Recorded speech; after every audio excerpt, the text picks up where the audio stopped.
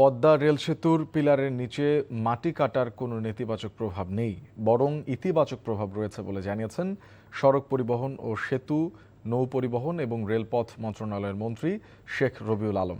সকালে নারায়ণগঞ্জ সদর উপজেলার ফতুল্লার আলীগঞ্জ এলাকায় পদ্মা রেল ব্রিজের ডায়ালেক্টের নিচে চলমান ডেমোবিলাইজেশন কার্যক্রম পরিদর্শনে গিয়ে তিনি কথা বলেন।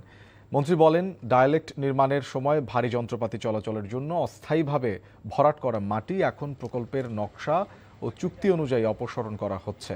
বলেন, পদ্মা রেল সেতুর ডায়ালেক্টের নিচে মাটি অপসারণের ফলে রেল লাইন বা কাঠামোর কোনো ধরনের ঝুঁকি সৃষ্টি হবে না, বরং প্রকল্পের নিরাপত্তা, পরিবেশের স্বাভাবিক অবস্থা ফিরিয়ে আনা এবং ভবিষ্যৎ পরিকল্পনার স্বার্থেই এ কাজ করা হচ্ছে। যে মাটি এমন ভাবে কাটা হচ্ছে অপরিকল্পিতভাবে, স্বেচ্ছাসম্মত লোকজনের সাথে জড়িত 16.76 কিলোমিটারের মতো অপসারণ করতে হবে। তারপর হচ্ছে স্বাভাবিক স্তরে যাবে। আগে যে স্তর ছিল সেই স্বাভাবিক স্তরের চেয়ে 8 ফিট নিচে আছে পাইল ক্যাপ।